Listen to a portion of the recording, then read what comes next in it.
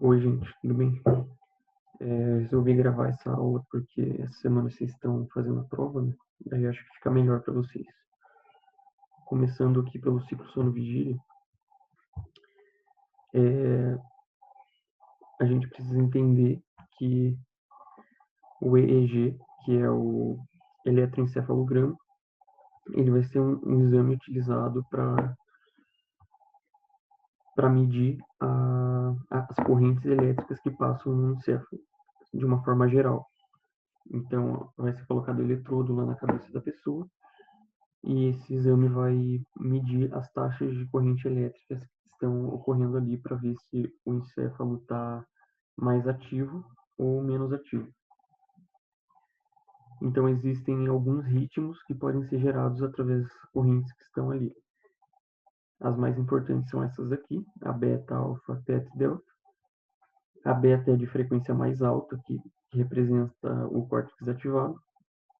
E conforme a frequência vai ficando mais baixa, significa que a gente está com o córtex menos ativado, então um estado mais sonolento. A alfa, que a gente ainda está acordado, mas está mais sonolento. A teta já representa o sono, mas é um sono leve, superficial. E quando a gente está num sono profundo, a gente está com ondas delta. Então não precisa decorar essas coisas assim, mas só saber que a frequência mais alta do ritmo significa um córtex mais ativado. Quanto menor a frequência, significa que está um sono mais profundo. E como que ocorre a geração desses ritmos? Então, ele pode acontecer de duas maneiras. Ou através de um marca-passo, que geralmente é o tálamo. Então, é como se um grupo de células lá do tálamo gerasse descargas de potenciais rítmicos que fizessem com que os neurônios lá do córtex começassem a funcionar todos numa mesma sincronia. Então, eles, através de estímulos elétricos, esses neurônios do tálamo, fazem os neurônios lá do córtex funcionarem, fazem eles liberarem corrente elétrica de uma forma coordenada. E além disso, também pode ser os próprios neurônios do córtex que geram esse ritmo através da interação ali entre eles mesmos. Um se comunicando com o outro, eles vão gerando um mesmo ritmo de descarga elétrica. Então, agora falando sobre o que seria o sono, né? O Baer, ele define o sono como um estado facilmente reversível de reduzida interação com o ambiente. Então, em outras palavras, seria um estado em que a gente não está interagindo com o ambiente, ou seja, a gente não está recebendo estímulo externo, mas esse estado é facilmente reversível. E o porquê que o sono ele ocorre? Não existe assim uma resposta certa para explicar, mas existem algumas teorias. Uma é de que ela serve para se recuperar de uma vigília. Então, a vigília é o estado que a gente chama quando está acordado. Seria para recuperar esse período. E outra teoria diz que seria para conservar energia. E o sono ele ocorre em fases. Então, ele não é a mesma coisa quando a gente está dormindo. Vai ter algumas variações nos ritmos do encéfalo. Existem dois tipos de sono. O sono de movimento rápido dos olhos, que é o sono REM, e o sono não REM. Esse sono REM aqui é quando a gente está dormindo, obviamente, mas o EEG, ele capta ondas como se a gente tivesse acordado. Então, é como se as ondas lá de alta frequência, como se a gente tivesse com o córtex ativado, porém a gente está dormindo. Então, o Baer, ele define como esse sono REM como o encéfalo ativo e alucinado em corpo paralisado. E o período não REM é o período de repouso mesmo, quando o encéfalo ele não está gerando impulsos detectáveis, então está as ondas ali são de menor frequência. Pegando esse sono REM, que é quando as ondas são de baixa frequência, ele é dividido em quatro estágios. Então, quando a gente inicia o sono, a gente está no estágio 1, que ainda é uma vigília, a gente ainda está acordado, mas está bem sonolento. Seria quando a gente está com o ritmo alfa. É um sono de transição. Depois que a gente pega no sono mesmo, daí a gente vai para o estágio 2, que é um sono bem leve, mas é um pouquinho mais profundo que o estágio 1. E dura cerca de 5 a 15 minutos, bem ali naquele período que a gente inicia o sono mesmo. Depois a gente passa para o estágio 3, que já tem ondas de frequência bem mais baixa, né, o ritmo delta. E praticamente aqui a gente já está imóvel e quase no sono mais profundo. Depois a gente passa para o estágio 4, que é quando o sono está bem pesado mesmo. E daí os ritmos vão ser com a frequência bem baixa e a amplitude alta. E como que funciona esse ciclo do sono? 75% vai ser desse sono não REM e 25% do sono REM. Esse esquema aqui mostra, então, como que vai acontecer. A gente inicia ali pelo 1, depois o 2, 3 e o 4. Então, começa aqui bem leve, vai para o estado mais profundo, e daí a gente precisa passar por aquele sono REM, que é quando a gente está dormindo, mas o nosso córtex está funcionando como se a gente tivesse acordado. Só que a gente não consegue passar de um estado muito profundo direto para esse sono REM. Então a gente precisa voltar um pouco, ficar mais superficial no sono e vir para o estágio 2. E do estágio 2 a gente passa para o sono REM de novo. A gente passa para o sono REM, que é esse estado mais ativado do córtex. A partir daqui se inicia um ciclo e começa de novo. Volta para o 2, 3, 4, aqui fica naquele estado bem profundo. E a gente só volta para o 1 quando a gente acorda mesmo, porque é aquele estado que a gente está entre o acordado e o dormindo. Os sonhos eles vão acontecer durante o período REM, que é quando o córtex está trabalhando, gerando descargas elétricas, só que aleatórias. Então, quando a gente está acordado e nosso encéfalo está funcionando, a gente está recebendo estímulos externos, né? Tipo visão, está escutando coisas e isso está gerando um processamento dessa informação no córtex e ele está funcionando. Quando a gente está dormindo, a gente não está em contato com o meio externo. Então, tudo que ocorre ali durante o sono REM, esse córtex ativado, ele é gerado internamente e é uma descarga aleatória. Então, o nosso próprio encéfalo, ele vai gerar imagens, gerar sons, gerar sensações aleatórias que geralmente não fazem nenhum sentido, simulando como se a gente tivesse acordado. Mas o nosso corpo não tem reação. A gente está com os músculos paralisados, porém o nosso encéfalo está tendo essas descargas aleatórias. Então o EEG vai captar essas ondas. E também é importante a gente saber que durante esse sono REM, quando a gente tem os sonhos, ele vai ser aqui que vai acontecer aquele processo de consolidação da memória. Então lembra que a gente falou na última aula que para consolidar a memória eu preciso deixar as sinapses mais sensíveis. E isso é feito de várias formas, né? Tipo, aumentando as vesículas de secreção de neurotransmissor, aumentando o receptor, fazendo com que a sinapse fique mais fácil de acontecer. E esse processo vai acontecer durante o sono REM. Então ele é importante para a gente guardar as informações importantes. Os mecanismos neurais do sono. Então, como que a gente vai passar de um estado acordado para o sono? Como que o nosso corpo vai fazer essa regulação? É principalmente por aquele sistema modulatório difuso, que a gente falou da última aula também, aquele controle químico do encéfalo. Então, ali no tronco encefálico, a gente tem vários grupos de neurônios que vão regular essas atividades. A gente tem aqueles neurônios que usam noradrenalina e serotonina, e que vão disparar durante a vigília.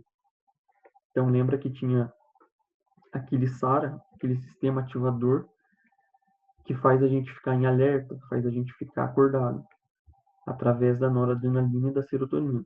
Então, eles estão o tempo inteiro ali disparando esses neurotransmissores, fazendo a gente ficar acordado. Quando a gente precisa dormir, eles começam a diminuir a atividade deles. E também esses sistemas modulatórios, eles coordenam o tálamo, né? Lembra que o tálamo é quem vai gerar aqueles ritmos do encéfalo, vai ser aquele marca-passo. Esses sistemas modulatórios, eles também estimulam o tálamo para controlar quando que a gente tem que gerar essas descargas, quando que a gente não tem. E alguns ramos descendentes desses sistemas modulatórios, eles também vão inibir neurônios motores, para permitir que a gente fique parado enquanto a gente está dormindo. Então, falando sobre essa vigília e o SARA, né, aquele sistema ativador, que é composto pelos núcleos da RAF e pelo locus ceruleus. Vão ser vários conjuntos de neurônios, né, como a gente viu na última aula, que vão aumentar a taxa de disparo dele quando a gente acorda, para manter esse nível de alerta. E existem vários outros também, né? Então aqui tem o locus ceruleus, que trabalha com a noradrenalina, os núcleos da RAF, que trabalham com a serotonina, mas também tem secreção de histamina, hipocretina, acetilcolina e acetilcolina pelo mesencéfalo e pela ponte. O que a gente tem que saber disso aqui é que esses sistemas modulatórios, eles vão estar trabalhando para regular essas funções, de manter a gente acordado, quando a gente precisa dormir, eles diminuem a função deles. A parte de sono era isso. O que a gente tem que saber mesmo é que aquelas divisões que tem do sono REM, não REM, os estágios do sono REM, do sono não REM, e que o sonho vai acontecer durante o sono REM, e o processo de consolidação da memória também vai acontecer durante o sono REM. Acho que é isso que é o mais importante, assim. Não precisa entrar muito em detalhe. Agora da parte do sistema auditivo e do sistema vestibular. Começando ali pela anatomia, né, do sistema auditivo, a gente vai ter o ouvido externo, o médio e o interno. O externo, essa parte do pavilhão e do meato acústico externo. Quando chega na membrana timpânica, começa o ouvido médio. Aqui no ouvido médio, a gente vai ter aqueles ossículos, e os ossículos fazem a comunicação aqui com a cóclea e com o vestíbulo. Essa parte do vestíbulo a gente vai ver depois, que é a parte do equilíbrio, e a cóclea aqui é responsável pela audição. Então a gente tem que ter bem clara essa ideia de membrana se comunicando com os ossículos, que se comunica com a cóclea. Qual que vai ser os estágios ali para a gente tem que ter em mente que o sistema auditivo, a função dele é transformar uma onda sonora, que é um estímulo externo, em sinal elétrico, porque o nosso córtex ele só consegue interpretar informações que vêm de estímulos elétricos, através de sinapses. Então, como a onda sonora é uma energia mecânica, o nosso sistema auditivo ali ele vai funcionar como um conversor dessa energia, de mecânica para elétrica, para sinapse. Então, tem que ter clara essa ideia de transdução. A gente vai ver isso em todas as aulas a partir de agora. Nosso corpo vai receber estímulos, vai receber sinais e a gente vai ter essa transdução de sinal para converter em sinapse que vai ser mandado lá para o córtex. Então, primeiro a gente vai ter essa onda sonora chegando ali no ouvido e movendo a membrana timpânica. Essa membrana timpânica vai mover os ossículos vão mover a janela oval, que é uma abertura que existe ali na cóclea. Dentro da cóclea a gente vai ter um fluido, Essa janela oval, quando os ossículos movem ela empurra esse fluido que está dentro da cóclea, e essa movimentação do fluido ali dentro da cóclea vai gerar essa transdução do sinal, vai gerar uma resposta elétrica. Então vamos ver como que acontece isso especificamente. Ali no ouvido médio, que é onde a gente tem essa área entre o tímpano e a cóclea, onde ficam os ossículos. A gente vai ter o martelo, a bigorna e o estribo. O martelo aqui é o mais externo, que está se comunicando com o tímpano. O estribo, o mais interno, que está se comunicando direto com a cóclea, aqui nessa parte da platina. Então, esse osso, o estribo, essa pontinha dele aqui se chama platina. Quando a onda sonora vem, ela vai mover a membrana timpânica, que vai vibrar. Essa vibração vai passar para os ossículos até chegar aqui na platina. A platina empurra a cóclea aqui na janela oval. A janela oval é essa abertura que existe aqui na cóclea. O estribo meio que entra para dentro da cóclea ali. E como a cóclea é cheia de líquido, esse líquido vai se mover conforme essa vibração dos ossículos. E por que a membrana timpânica direto não faz essa movimentação aqui do líquido da cóclea? Vamos lembrar que a pressão é medida pela força dividido pela superfície. Então, os ossículos eles têm a função de aumentar essa pressão. E eles aumentam tanto porque a força é maior e a superfície que eles estão aplicando essa força é menor. Então, aqui a membrana timpânica ela tem uma superfície bem maior que a janela oval. Então, se eu diminuo aqui a superfície, eu estou aumentando a pressão. E a força do ossículo vai ser maior também. Então, a pressão que chega ali vai ser maior. Tem que saber que os ossículos eles têm essa função de amplificar a resposta. Agora, falando do ouvido interno, que é a parte ali onde está a cóclea mesmo. Como eu disse, tem a cóclea, que é responsável pelo sistema auditivo, o labirinto, o sistema vestibular, que a gente vai ver depois. A cóclea ela é dividida em 3 câmaras e todas elas vão ser preenchidas por um fluido. Então, a gente tem a escala vestibular aqui em cima, que é mais próxima lá do vestíbulo. A escala média, né, fica no meio, e a escala timpânica, que vai ter essa comunicação aqui com os ossículos ali, né? E a gente tem que saber que tem fluido dentro dessas membranas. Dentro da escala vestibular e da escala timpânica, a gente vai ter a perilinfa, que é um fluido rico em sódio. Em compensação, aqui na escala média, a gente vai ter a endolinfa, que é mais rica em potássio. Como que eu fiz para guardar isso? Né? Só um macetinho meio bobo, assim. Mas eu lembrava do sódio e do potássio dentro das células. Então, a gente sabe que o potássio está mais concentrado dentro das células, no meio intracelular. Então, eu penso aqui nessa escala média como uma parte interna, que está mais lá no meio. Isso me faz lembrar de potássio. E também o nome aqui, endolinfa, né? O endo dá uma ideia de uma coisa mais interna. Então, essa escala média tem a endolinfa e é mais rico em potássio. Potássio está mais concentrado dentro das células. Então, eu faço essa analogia. Já essa parte vestibular e a timpânica estão mais externas, tem mais sódio. Daí outras coisas aqui que a gente tem que saber é que a gente vai ter o órgão de Corte, ou Corti, que é essa parte que está aqui nessa membrana, que separa a escala média da timpânica.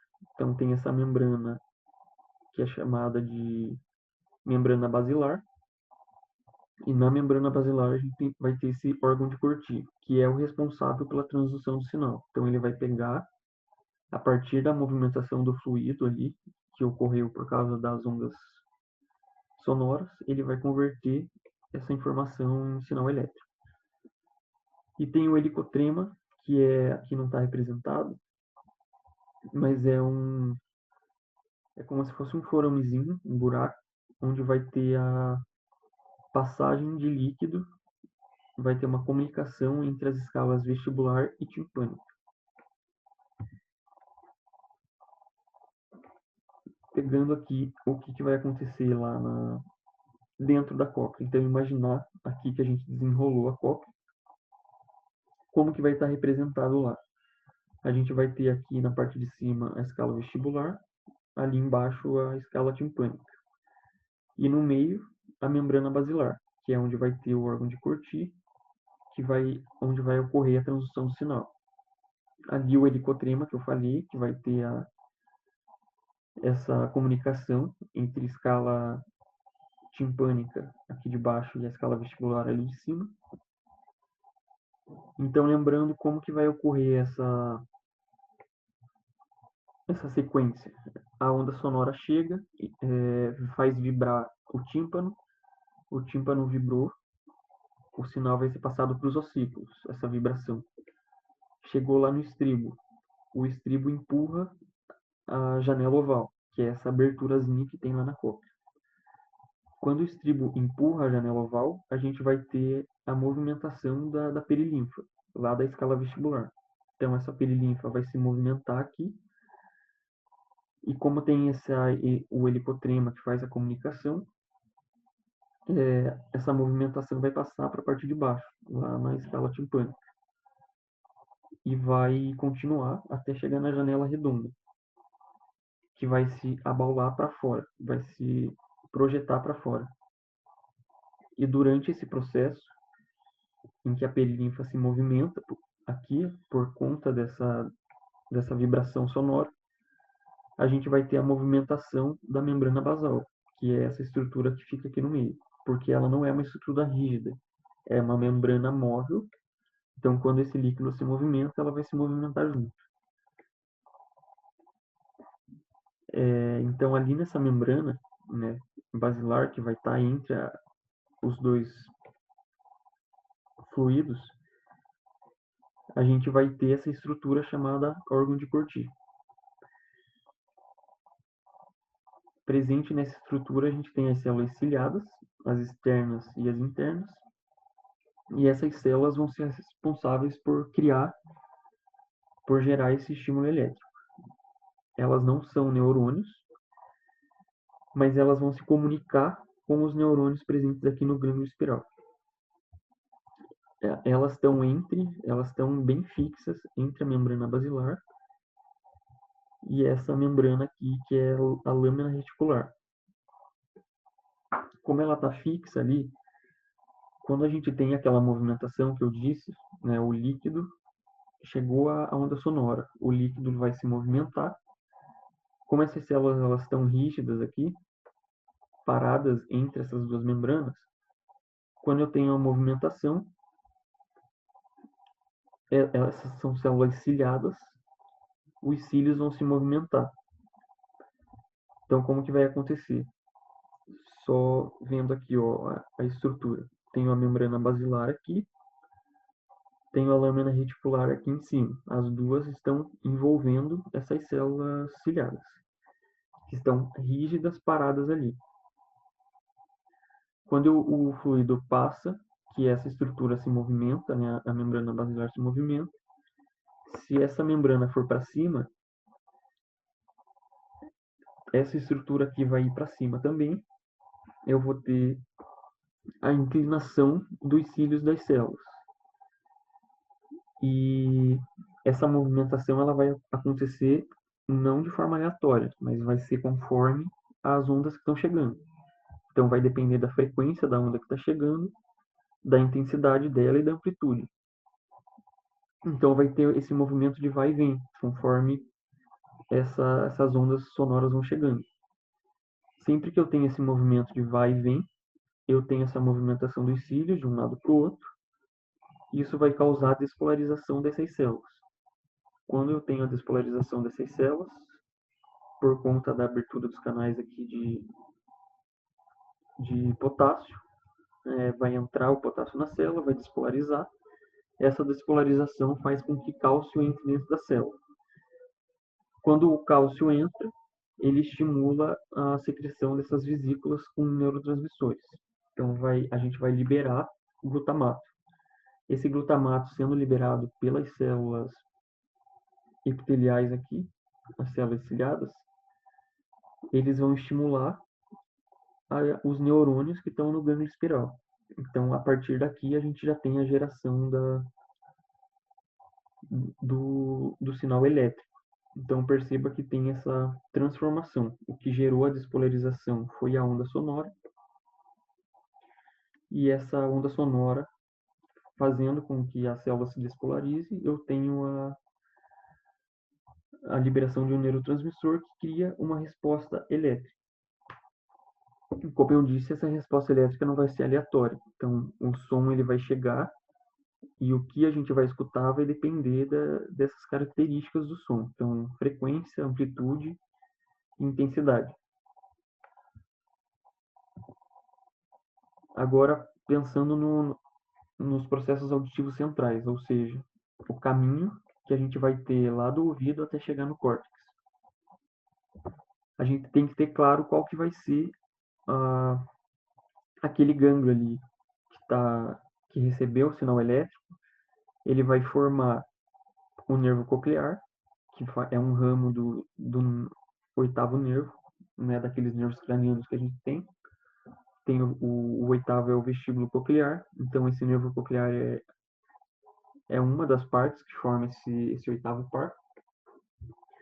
Formou um nervo que vai levar essa informação até o córtex, mas ele tem um caminho a seguir. Qual que é esse caminho? Ele vai sair ali do ouvido, vai ir para o bulbo, depois do bulbo ele vai para o mesencéfalo, depois do mesencéfalo, o tálamo. Lembra que o tálamo é a porta de entrada para o córtex. Então, todos os sistemas que a gente vai ver, eles vão sair desses órgãos sensoriais, nesse caso aqui a gente está vendo o ouvido, com o objetivo de chegar no córtex, mas antes eles sempre vão passar pelo tálamo, que é essa porta de entrada para o córtex. Então, cóclea, bulbo, mesencéfalo, tálamo, chegou lá no lobo temporal, onde vai ter o córtex auditivo primário. Qual que vai ser o caminho? O nervo coclear primeiro vai lá no bulbo inervar o núcleo coclear posterior e anterior. Do núcleo coclear anterior, ele passa primeiro pela oliva superior, que é ali no bulbo também, e depois se dirige para o colículo inferior. O núcleo coclear posterior vai direto para o colículo inferior. Então, aqui no colículo inferior do mesencéfalo, ele se dirige para o tálamo. E qual núcleo do tálamo que ele vai inervar? Núcleo geniculado medial. E depois se dirige para o córtex auditivo primário, lá no lobo temporal. O que a gente precisa saber disso? Principalmente o caminho aqui, saber que sai da cóclea, depois bulbo, mesencéfalo, tálamo e lobo temporal. E saber o núcleo do tálamo. Isso para todos os sistemas que a gente vai ver. O mais importante é sempre saber as partes que ele vai passar no sistema nervoso central e qual núcleo vai inervar. E eu lembro que na prova sempre tem essa comparação entre o núcleo geniculado medial e o lateral. O medial, saber bem isso, ele é o núcleo auditivo, e o núcleo geniculado lateral vai ser o visual, que a gente vai ver na próxima aula. A parte da localização do som, ou seja, como a gente consegue saber de onde o som está vindo. Na horizontal, para diferenciar se o som está vindo da esquerda ou da direita, vai ter esse processo aqui de retardo temporal interauricular e a diferença de intensidade interauricular. Ou seja, o que é isso?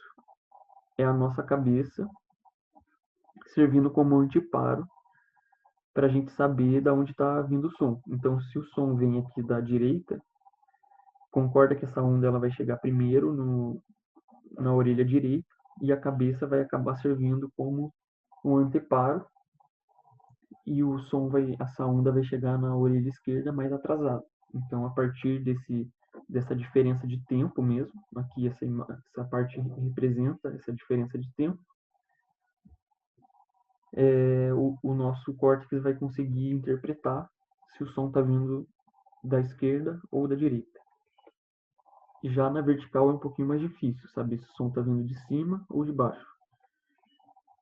É mais difícil da gente diferenciar, mas a estrutura anatômica do pavilhão auricular vai ajudar nisso, essas curvas que existem no pavilhão. Então, se o som ele vem de baixo, ele passa por menos curvas, acaba sendo mais fácil de ele chegar lá no tímpano, a gente escuta antes. Então, geralmente é mais fácil da gente perceber esses sons que estão vindo de baixo. Lá no córtex auditivo, então a gente viu ali o caminho que vai passar desde da cóclea até o córtex. Chegando no córtex, a gente vai ter aquelas 6 camadas ali. E como que vai ser a divisão para o processamento dessa informação? Saber que fica na área 41 de Brodmann, isso é mais importante para neuro, né? Neuroanatomia. Ali no lobo temporal. E as faixas do córtex ali, do córtex auditivo primário, ele vai estar organizado em frequências, ou seja, cada frequência de som vai inervar uma faixa aqui desse córtex. E dessa forma, o córtex auditivo primário consegue fazer essa diferenciação de sons mais altos e mais baixos, né? Diferenciar agudo de grave. Essa é a primeira forma que o córtex tem de processar a informação. Mas até aqui a gente só está ouvindo mesmo, não tem significado. Depois que sai aqui do córtex auditivo primário, é mandado para o secundário, onde a gente vai ter um processamento mais específico. Então, a gente vai começar a associar o que a gente está ouvindo com o significado dessas palavras. Vai ser um processamento mais complexo. Do sistema vestibular, que é aquela segunda parte ali. Então, a gente já viu aqui a cóclea, que é responsável pela audição, o nervo coclear formou aqui, depois vai se juntar com o nervo vestibular. Como que vai acontecer aqui esse processo no vestíbulo? O labirinto aqui, ele é formado por duas coisas. Os órgãos otolíticos, que são essas partes aqui. Os órgãos otolíticos são formados pelo trículo e pelo saco. E a gente tem os ductos semilunares, que são essas estruturas aqui que formam ângulos de 90 graus entre elas. Então, são 3, e elas estão em todas as coordenadas. Os órgãos otolíticos é associar com diferença de inclinação da cabeça, então eles vão ter essa função de saber para qual direção a nossa cabeça está inclinada. E já os ductos semilunares são sensíveis à rotação da cabeça. Falando dos órgãos otolíticos, né, o sáculo e o trículo. Cada um deles vai possuir um epitélio sensorial, que é chamado de mácula. Também vai ter aquelas células ciliadas, parecidos lá com as células que a gente tem na cóclea. E como que vai acontecer aqui? Essas células que estão ali presentes na mácula, nessa parte externa, os cílios delas estão em contato com uma cobertura gelatinosa, né, um fluido gelatinoso. E nesse fluido a gente vai ter as otocônias, que são cristais de carbonato de cálcio. Então, guardar isso, que as otocônias são esses cristais, né? A Vivi fala que são como se fossem sal grosso mesmo, que estão aqui nessa cobertura gelatinosa, em contato com os cílios. Quando a gente tem a movimentação da cabeça, né, a posição da cabeça, por exemplo, para levantar, ou quando a gente faz sinal de não com a cabeça, a gente vai ter uma movimentação dessa estrutura, dessas otocônias, Isso vai fazer a movimentação dos cílios, e conforme a gente tem a movimentação dos cílios, vai acontecer aquele mesmo processo.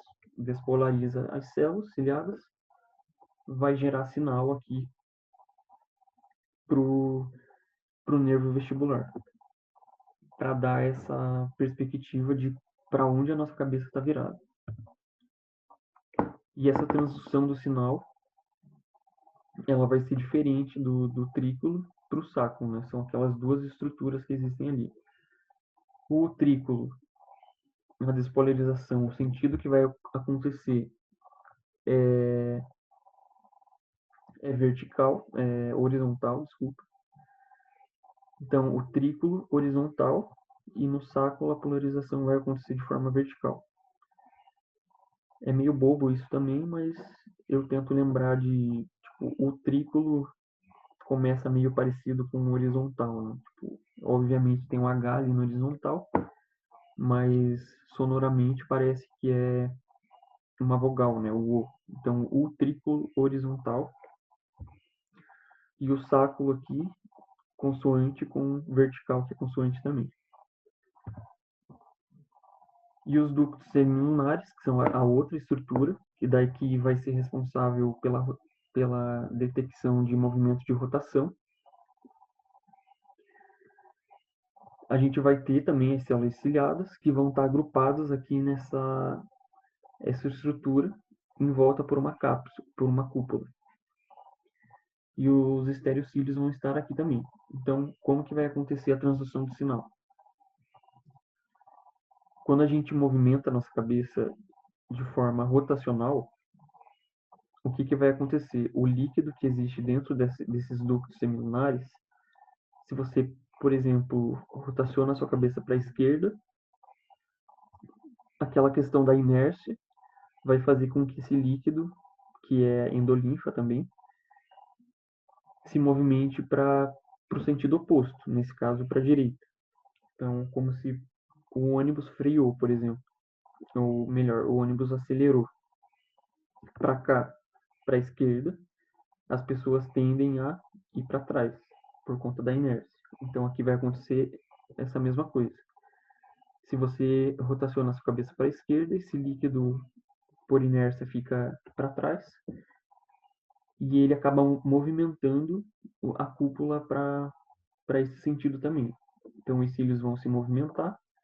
Quando eu tenho a movimentação dos cílios, eu tenho a despolarização da célula, que vai liberar o neurotransmissor, e o neurotransmissor vai se ligar lá nos neurônios do gânglio, que vai dar origem ao nervo vestibular. E depois o nervo vestibular se junta com o coclear, para formar o nervo vestibulo-coclear, que é aquele oitavo par dos nervos cranianos. As vias vestibulares centrais, ou seja, saiu aqui, né, formou o nervo vestibular, para onde que ele vai ir. Aqui é um pouquinho mais complicado, porque para a gente ter uma ideia de percepção de como está o nosso corpo e como está o nosso equilíbrio, várias partes do encéfalo vão estar envolvidas. Mas a gente tem que ter uma ideia mais ou menos de que ele vai sair dali e ele vai para o tronco encefálico, né? A maioria sai desses órgãos periféricos e vão para o tronco encefálico. A gente até vê ali, não sei se vocês já chegaram nessa aula de neuroanatomia, que a gente tem os 12 pares de nervo craniano, e eles saem ali dos órgãos da parte periférica, onde eles estão inervando, e eles se concentram todos ali no bulbo, no mesencéfalo, ali naquela parte do tronco encefálico.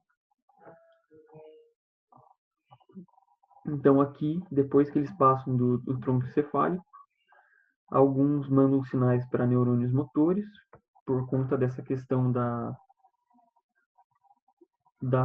sensação de como está o nosso corpo. Então, por exemplo, se você fica tonto, porque você ficou girando, você vai perder o seu equilíbrio e vão ter sinais que vão ir para os membros, por exemplo, para sua perna, para tentar se equilibrar.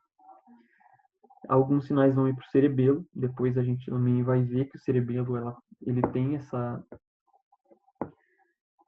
função de equilíbrio também. Nas aulas de movimento, que são as últimas do semestre, vai ficar mais claro isso.